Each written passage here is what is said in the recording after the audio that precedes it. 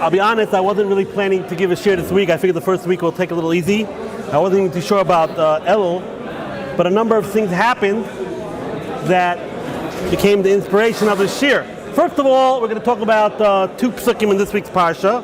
We're also going to be talking about a melech, which is also this week's parsha. And we're also going to say at the end a nice Dvar Torah about tshuva. But the main reason that for the inspiration of the shir was my son went to America for Bein Hazmanim. You know, how many times can he go to Tveria already, right? So I also want them to see my parents. But lo and behold, as my son is having a good time in America, I get a message that someone just put a charge on your card at CVS for $300. And they didn't, the company realized something was wrong. The credit card company realized something was wrong. And I realized it couldn't be my son, there's no way. How much shampoo could he buy in CVS, right? It can't be. So I called up my son, and he said, a little nonchalantly, yeah, I'm not too sure where my credit card is, I'm not exactly sure. I haven't seen it a couple of days. So I call right away up the company, the credit card company, and they say, well, we got bad news. Before the CVS charge that they actually stopped, someone put $7,000 on the credit card. I'm like, $7,000? Can't you guys see? It's my son's credit card. What did he put in it? 50 shekel for shawarma, dry cleaning. Couldn't you see that there was something wrong on a $7,000 charge? He said, yeah, we didn't catch that one. We caught the $300 charge. So obviously I contested it. And they're giving me a real hard time. No, maybe it was your son, maybe it wasn't stolen. You got to come down and do a polygraph. We want you to come down and do a polygraph, you and your son. I'm like, are you for real? Look at the charges on the card for the last couple of years. No. So it's still back and forth. They want me to come down to Tel Aviv.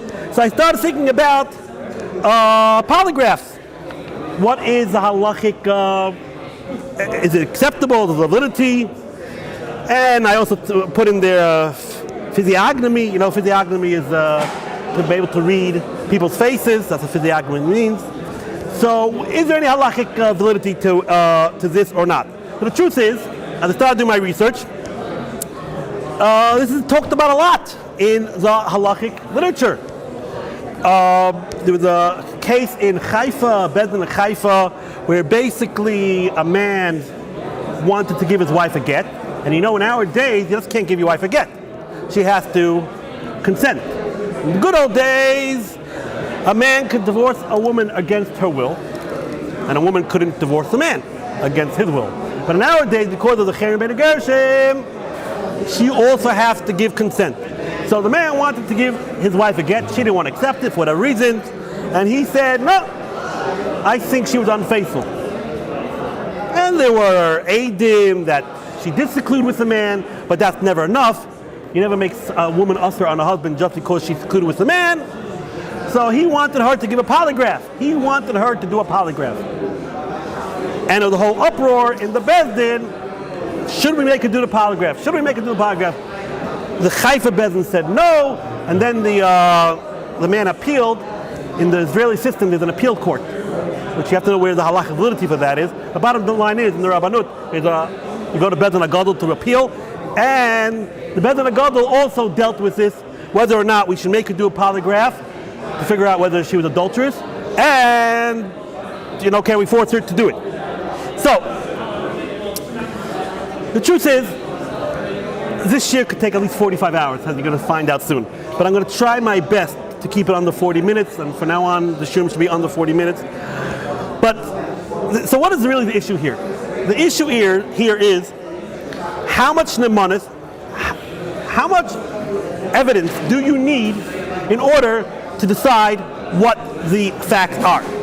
So we could discuss this by Din Nefashis, and we could discuss by this by Din Mamanis, case of capital punishment, case of monetary punishment, and also issues like we're dealing with now. Whether someone is prohibited to her husband, right? We all know that if a wife cheats on her husband even one time, that's it. Forever, never, never, she can never never stay with him. It can never remain marriage. So we did discuss this many months ago when we went to the DNA, but today's material will deal with stuff that we didn't talk about at all in that share. We may get it back at the end to the DNA issue. So let's start off. What do we have? We're going to go through a couple of Gemaras. The Gemara by Dini Nefashis is pretty clear. The Gemara, everyone knows this famous story with Shimon ben Shetach.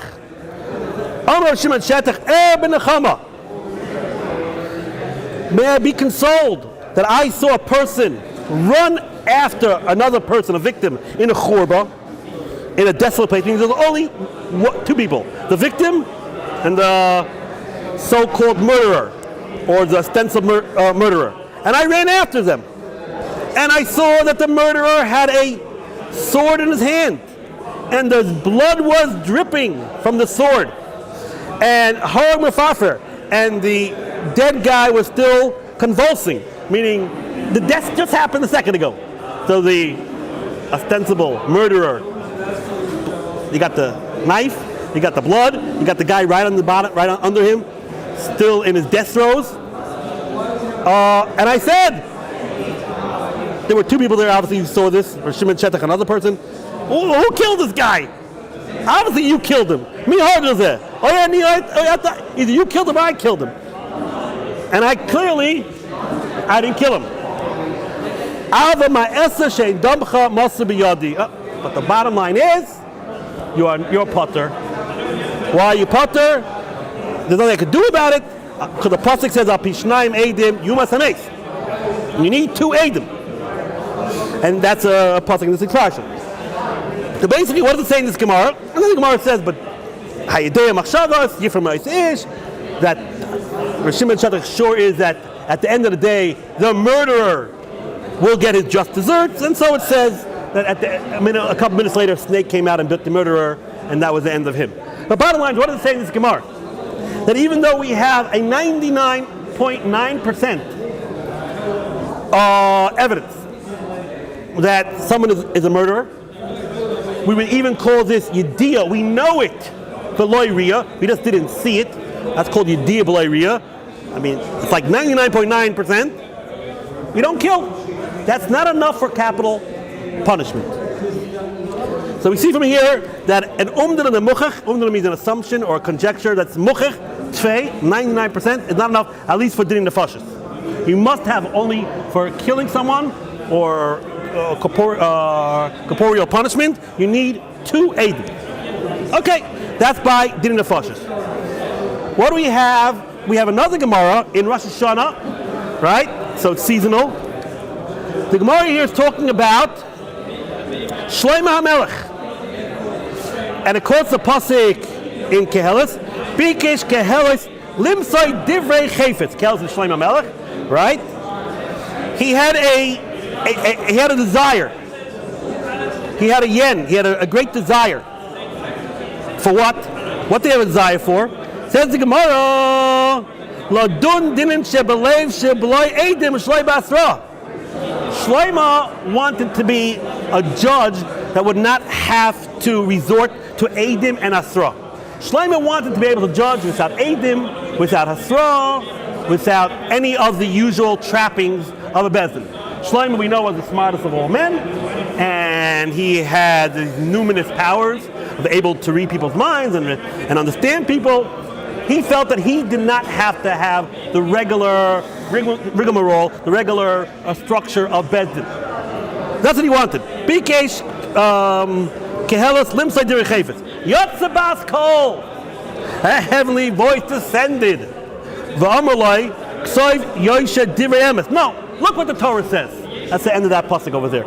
Al Pishnai made him. No, even you Shlomo HaMelech, even you, the smartest of all men, are not above the regular laws of adjudication, and you must have the regular Shnai Eidim, it's Asra.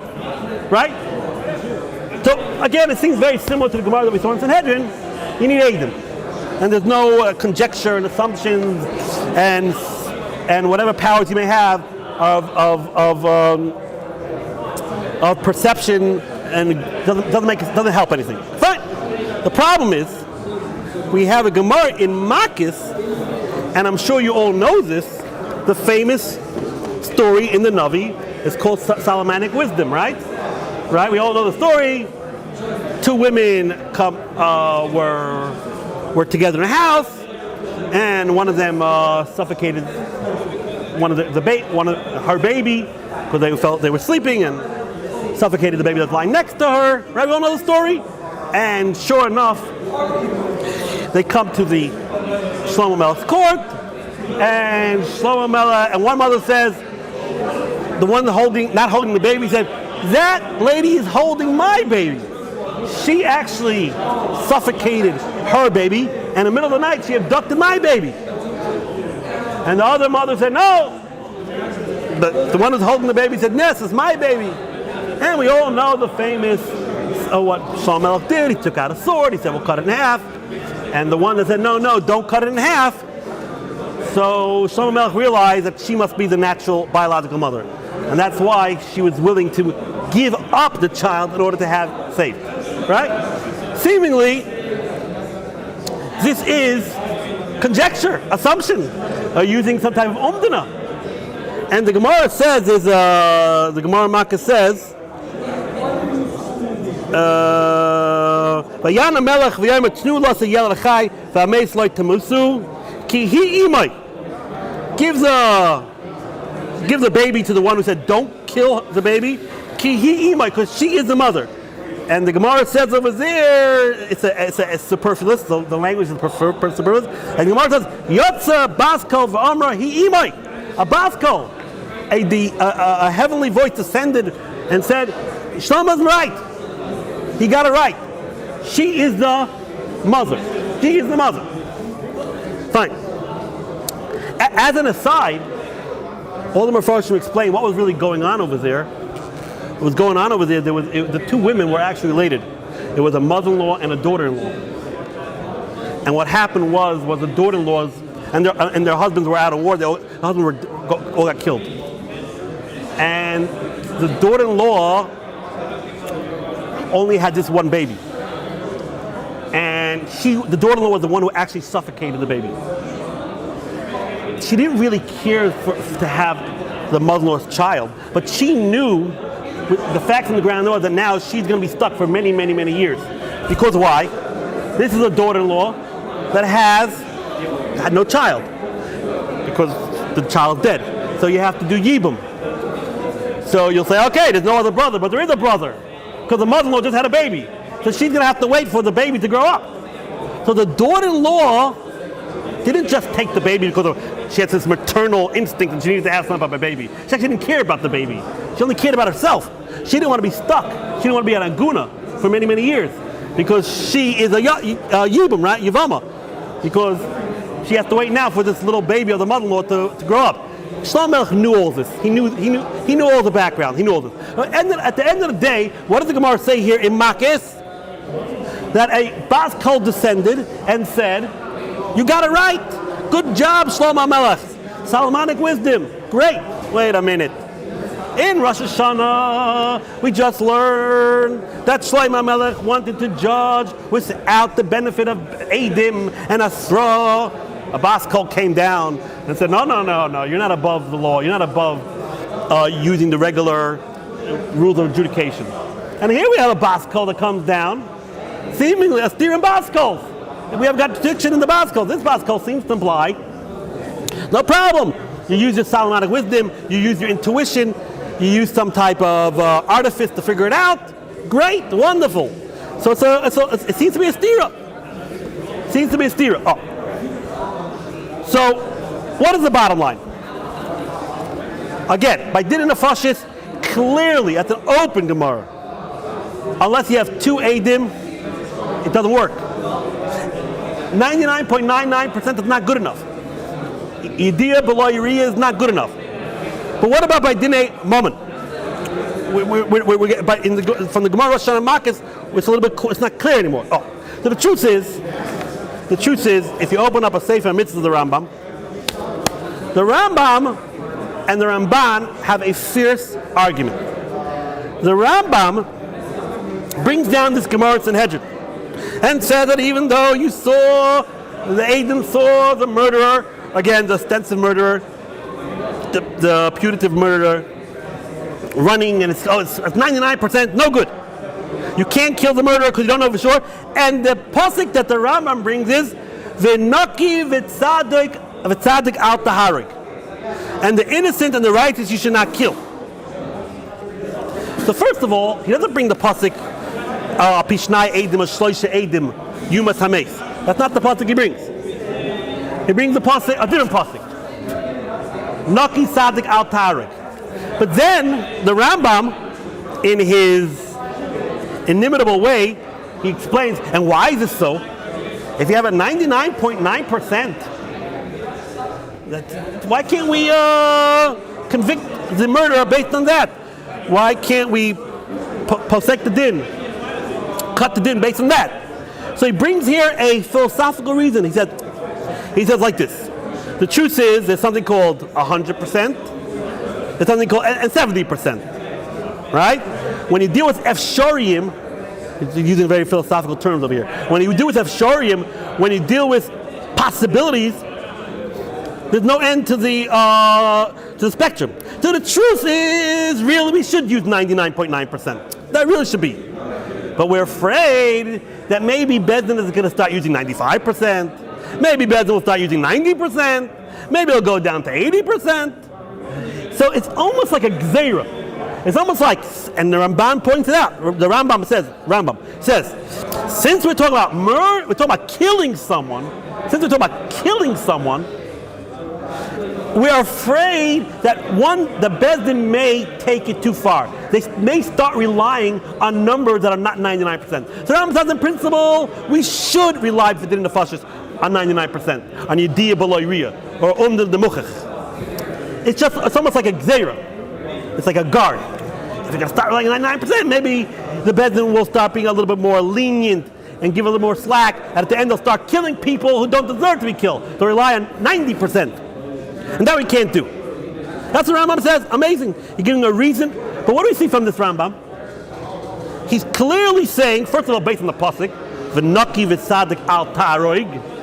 The pasuk he invokes, the pasuk that he uses, is talking specifically by Misa, and the reasoning that he gives is specifically that we're afraid of an innocent person getting killed, corporeal punishment.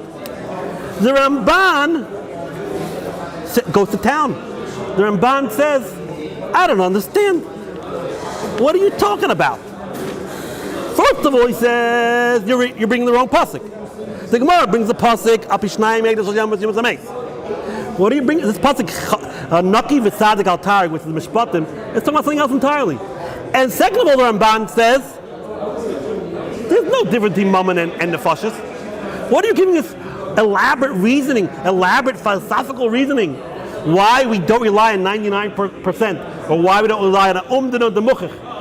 By mammon also we don't rely on it. There's absolutely no difference between mammon and between nefashis.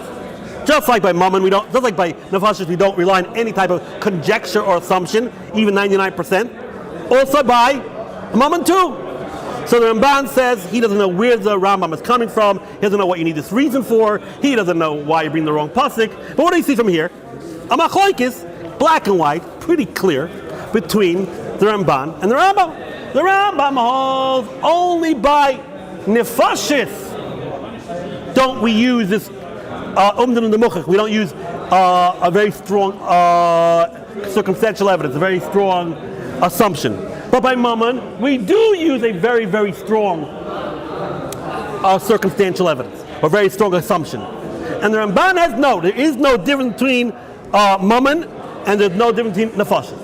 But be it as it may, this also answers the other question. Meaning, why did the Rambam bring a different pasuk for naki v'tzadik al tarik? Why didn't he bring the pasuk of al pishnaim edim shloisha edim yumas hameis? The answer is simple. Because the Rambam l'shitosei, if you learn Parashat Shoftim this week, you do Shnayim Bekach Tagim, there are two psukim. One pasuk says al pishnaim edim shloisha edim yumas hameis. You need two edim to kill. But there's another pasuk, a couple of psukim down, and you test off, says al pishnayim edim al pishloisha edim Yaakov Dover. Now that pasuk is not talking only about nefashis. Rashi says there it's talking about anything, even mammon. So let's interview the Rambam. Let's understand. If the Rambam is saying that this law that you can't use 99.9%, you can't use Yediyah Beloy is only by Misa, only by capital punishment, and if he would use the pasuk because it says Al Pishnayim Eidim Oy Shloisha Eidim Yumas Hameis, but that can't fly according to Rambam, because we have the same exact language by Mammon too. It says Al Pishloisha Eidim Al Pishnayim Eidim Yokim Dover. So if the Lashon Shnayim Eidim Oy Shloisha Eidim precludes, takes out the possibility of 99.9%, takes out the possibility of Yediyah Beloy, then it should apply to Mammon too. So the Rambam, the Shitasai, can't bring that pasuk, because that pasuk of Bishnayim Edim, it says you must make it does, but it also says Yakum Dover. So if we're going to say that pasuk is used to exclude Umdana, the Mochich, then they're excluded even by Mammon. So the Rambam has to find a different pasuk, Naki v'tzadik al Taroi. Oh, that's a pasuk exclusively. That language is exclusively written only by Misa. The Ramban l'shitasai. The Ramban says, what do you bring another pasuk for? It says Pishnayim Shloisha Eidim. Because the Ramban holds the law that the Muchach is no good, a law of any type of conjecture is no good, is by Mammon too. So he has no problem using that pasuk. So that's clearly why the Rambam and the Ramban, the first question of the Ramban and the second question, they actually answer up each other. Okay. Now, but let's put this a little bit into perspective. Even though there's a machlokes between the Ramban and the Rambam about by Mammon, we will use a umdan and muchach. We're going to give it a number. Let's give it a number, 99%. The Rambam says, "Well, you use it," and the Ramban says, "We won't use it." But don't be mistaken. But even the Rambam agrees when you have lower numbers, by like 80%, we would not use by Mammon, because that we all learned in Yeshiva. We learned this last month. The open Gemara is about this. The Gemara talks about you have a bunch of animals. You got this very docile, very calm, pleasant animal next to a buid, and everyone closes their eyes for a second, and the animal is dead. Or we have a gamo oicher, that means an animal in heat, and when animals are in heat, they're very feisty. And everyone closes their eye in a minute. One animal is dead, and the gamo oicher is like, we see he's all proud of himself. So you figure in that case, who killed who? Now it's clear who killed who. The mu'id probably killed the docile animal, probably. Or the gamo oicher probably killed that animal. But the Rambam says, no, that's not enough. He passes like a Rabbanon, machlokes Reb Ach and Rabbanon in the Gemara, I'm sure you remember. No, that's not enough. That's just an umdana. We'll give it 80%, whatever number you want to put it. The Rambam only argues in a moment. So where does the Rambam yes say? Where does the Rambam yes say? So it's an open case in Shulchan Aruch. It's an open case in Shulchan Aruch. The Shulchan Aruch says exactly a very similar case in Ben Shetach. He says, if two guys are running after each other, and they're Eidim on the side, and they enter into a desolate place, and one guy walks out all bloodied, and he's got wounds on his back, and there was no one else in that desolate place who could have done it, we make the assumed damager pay. Meaning that is tantamount to the case of Shimon Shetach. The only difference is that by Shimon Shetach's case, the victim got killed. And in this case, the victim didn't get killed, he just got wounded. And the Shulchan Aruch says black and white. In that case, you don't need Eidim. I mean, you need Eidim to know that A was chasing B. They were in a secluded place. B walks out all wounded in his back, so he didn't do it to himself. And there was no one else there. That's enough to make A to be chayiv. So basically, that is like a 99% case. So let's get it straight. The Ramban seems to hold Ramban. even 99% is not enough by nefashis and not by mammon. The Rambam holds 99% of evidence is not enough by nefashis, but is enough by mammon. Right? Good. But even the Rambam agrees that if it's a lower level, even by mammon, like let's say an 80%, we would not allow you to extract money, maybe not even to hold money, if it's only an 80% umdana.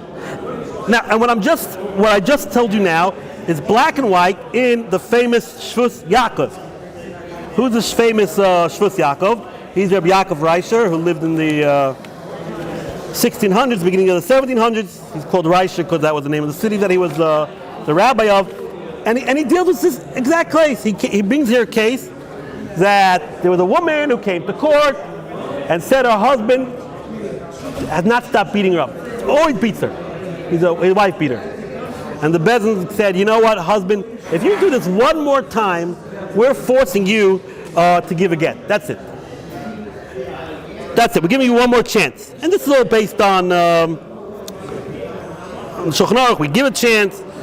And basically, lo and behold, next week, they hear cries and screams coming out of the house. And there are Eidim who say there were only 3 people in the house: the husband, the wife, and the butler.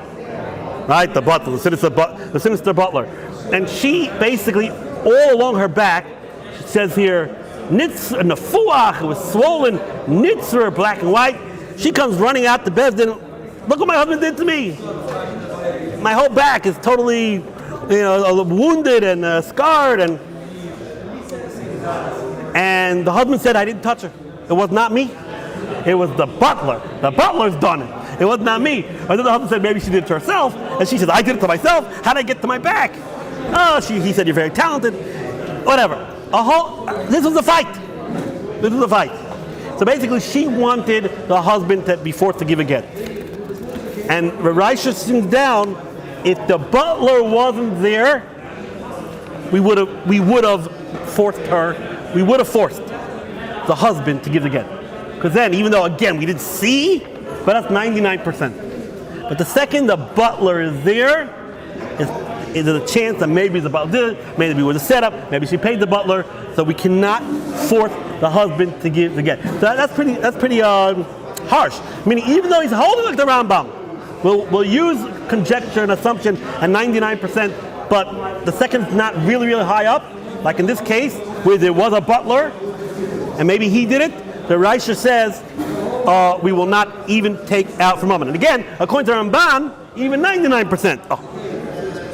So, based on what we said over here, we have a little bit of an answer, at least according to Rambam, based on what we said over here, the answer to the stira.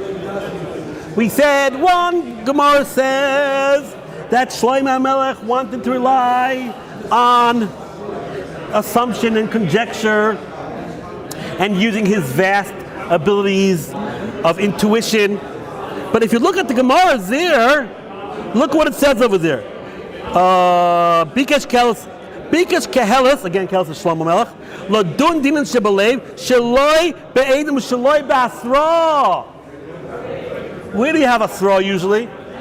Not by mammon cases. You have asra by capital cases or corporeal cases where there's bodily punishment. So there, if we're going to make that deal, that Gemara was talking about nefashis. There, Rabbi Shalom said, you cannot rely on, by nefashis, killing someone. That's even you, Shlomo HaMelech, whose great intuitive abilities are 99.9999%, not good enough. Gemara and Makis, what were they talking about over there? They weren't talking about anything. They were just talking about who's the mother of the baby. They weren't talking about Ishus, they weren't talking about Mamzeris. They were just talking about who's the mother, that's all. In that case, based on the Rambam, where it's like a Dinei Mammon case, and certainly we could say that Solomonic wisdom is way, way up there, is like 99.9%. In that case, we could rely on a Bas Kol. It's all based on the Rambam. According to Ramban, we're still stuck.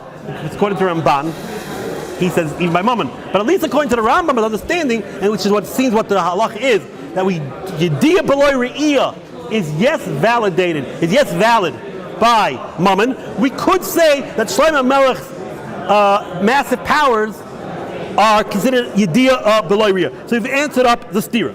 So bottom line is, what do we do with our situation of the polygraph?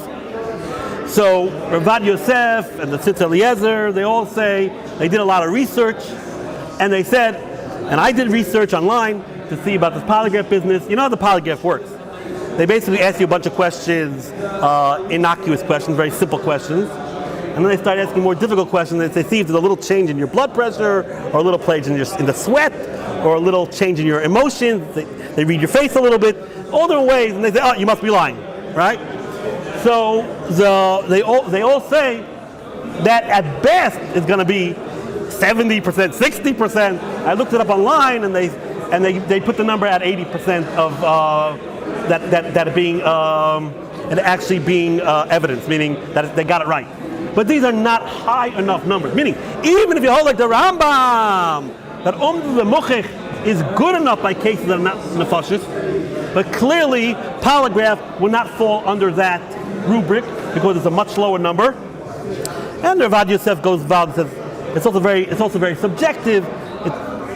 It depends on the guy who is administering the test. It has a lot to do with his talents to figure it out. So there's no way, even according to Rambam, we're not going to use a polygraph, not for mammon, and not to decide whether someone was unfaithful against her husband.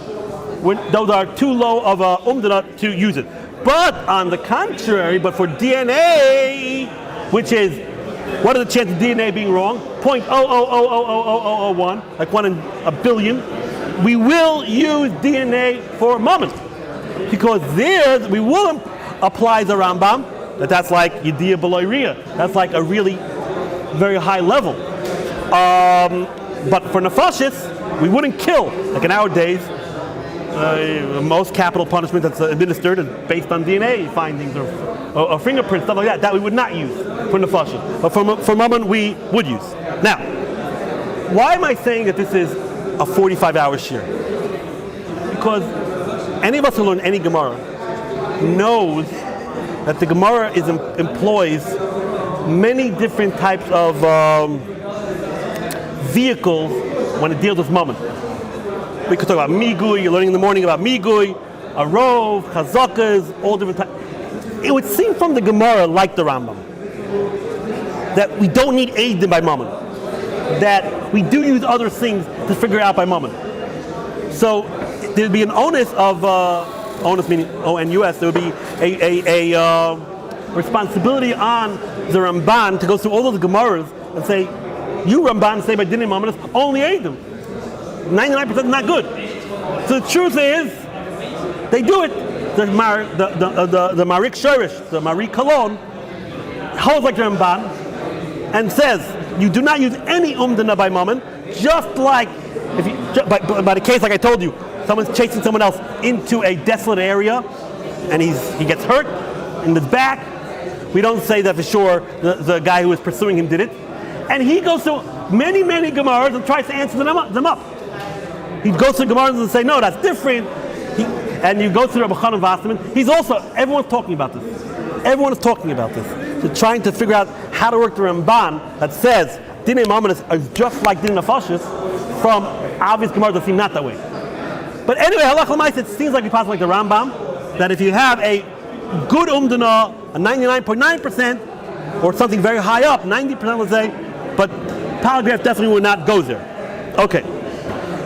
As an aside, the Tzitz Eliezer, when he's discussing all this, he actually brings that a Zohar.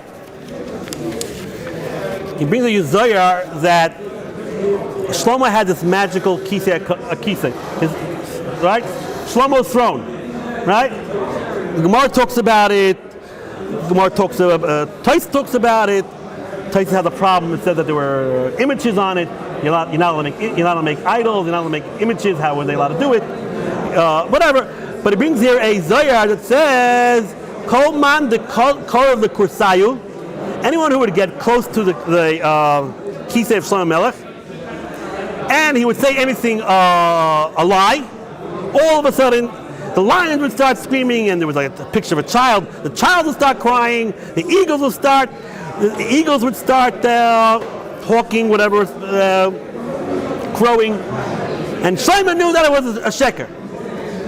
So he says here, this was the first example of a polygraph machine. They call it mechanis emes. This is the first example of a lie detector. And he says, the way he says it, the way he brings it down here, is Shlomo wanted to use this to kill people, to use this to adjudicate din nefashos, and that's why the Bas Kol came out and says, no, you cannot use that. You cannot use that magical kisei. You can't use it. Only Adam, nothing else. Not even the most perfect lie detector. Okay. So Rabbi side, I want to end off, and I want to end off with a small Dvar Torah on this pasuk. Al pi shnayim edim, or al pi shloisha edim, you must hameis. So there's a famous question. Al pi shnayim edim, al pi shloisha edim. If you say that you allow 2 edim, you don't got to say, and we also accept 3 edim. So we'll ask this question. The Mishnah Marcus, and we'll learn Marcus. The Mishnah Marcus asks this question, right? Okay, but we're going to give an answer based on drush, right? What's the answer based on drush? Whenever you get into Elul, if you listen to anyone speak, someone is always going to mention the famous Yishalmi. What do the famous Yishalmi say? They ask Chachma, they ask the wise people, or wisdom, what do we do to a sinner? And what does Chachma say? There's nothing you can do. The sinner finished. Nothing. You got to kill him. Then they ask Nevuah, or the concept of the institution of Nevuah. What do we do to a chayte? He brings a chayte si tamis. No, there's nothing you can do for a chayte. You got to kill him. Then they ask the Torah, is there anything we can do to help our chayte, our sinner? The Torah says, well, you know what? If he did it, b'shogeg, we'll let him bring a carbon. You know, if he did a shogeg, yavi carbon be a schaper. Meaning, he does give a little bit of slack to Torah, but not too much. So he says there got to be a carbon, and that's probably only if he was, if it was unwittingly that he did it. Then they asked HaKadosh Baruch Hu, and HaKadosh Baruch Hu said, Yaset tshuva v'yischaper loy. Right? So whenever you go to the Elul, you go to the Mussar Shmudim, they say, really, you know, someone who does sin, you can't undo what was done, right? What's done was done. And it's a great mercy of HaKadosh Baruch Hu that he allows it somehow or other to wipe the slate, start over again, make the slate clean, right? Oh.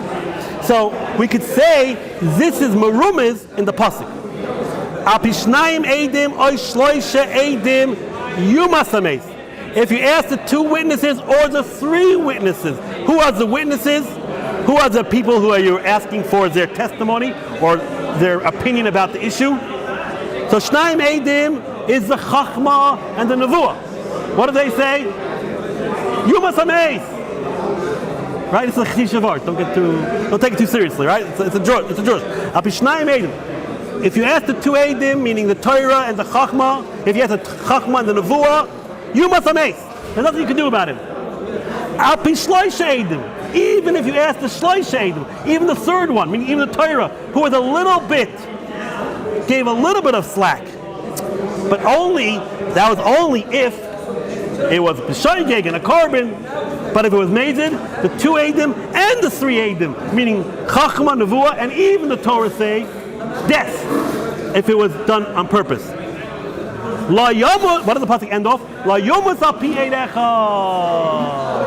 But you won't die al pi eid echad. Who's eid echad? Rabbi Shalom. Shema Yisrael, Shem Lakein Hashem echad.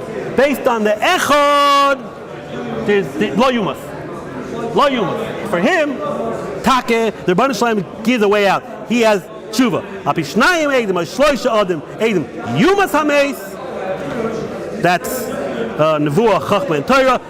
Lo yumas al pi eid echad. Okay, Rabbi Isai. Who's al pi echad? Rabbi Nishalaylam. We'll stop over here. Okay, thank you.